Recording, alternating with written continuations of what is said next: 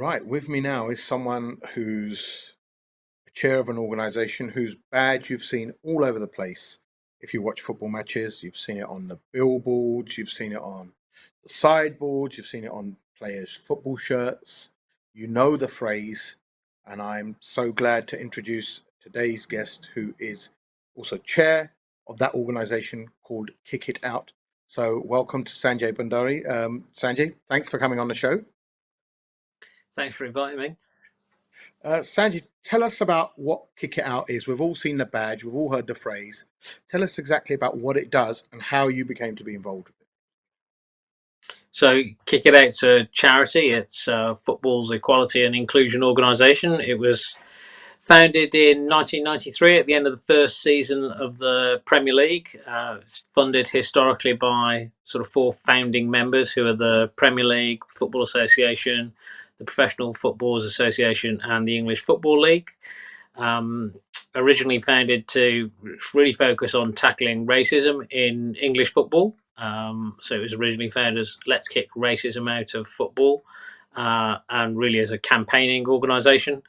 And since then, it's evolved, deals with all the forms of discrimination and promoting inclusion. So um, yeah, I've been there for 18 months as the chair, and we're doing a strategy and a governance review. And really, we do as we've come out of that, we really focus on three things, which are reporting and advocacy and public policy. We do some guidance and education work, and we do talent programs to help football keep its promises to diversify. And we cover really, as a charity, our beneficiaries are underrepresented or minority communities in football. So it isn't just dealing with racism; it's dealing with anyone who falls within that category. Why is racism still prevalent in football? Why are we still having this conversation? If since 1993 the campaign's been there, it's backed by all the major leagues and organizations. Why, until this day and age, if you look at Twitter, sometimes it's a cesspool of racism against footballers. Yeah. Recently, like Raheem Sterling, Marcus Rashford, and even our very own Jan Danda suffered abuse in it. Why is this still prevalent? Why is this something that has not been cracked down on either in the stands or on the pitch, even? Well, you could say, why are we still dealing with racism in society? Not just over the last 28 years since this organisation was founded, but for the last 300 or 400 years in which racism has existed in the current form in which it is, because racism as a form of discrimination is relational. It depends on who the dominant majority is in any particular society. So there will have been, forms of affinity bias and racism going back thousands of years.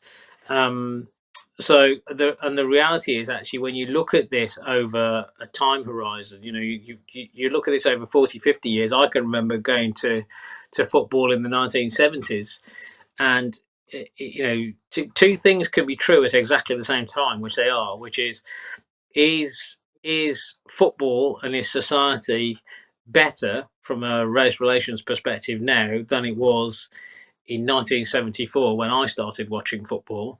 And the answer to that is unquestionably yes. It is much better than it was in the mid 1970s.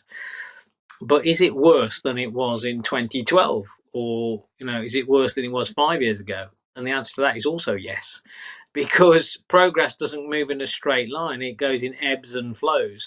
And whilst things overall over the last 50 years have got better, actually over the last 5 to 6 years, they've definitely got worse. And that mirrors what we're seeing in football, mirrors what we're seeing across the rest of society. Society is becoming more polarized, more tribal, maybe becoming more like the way football has always been, which is very fiercely tribal.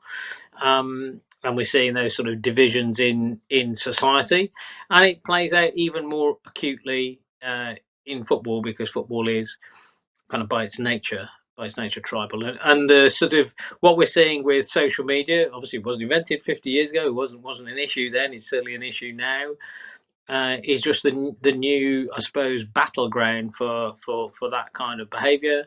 And it sort of exacerbates whatever's already there, and sort of it's like the real world. It's like real life but on steroids. Um, So yeah, and what we've also seen is the Home Office hate crime statistics. They've increased year on year the last 5 years, and so what we're seeing in football mirrors exactly what we're seeing in the rest of society. Sanjay, thank you very much for your time. No problem.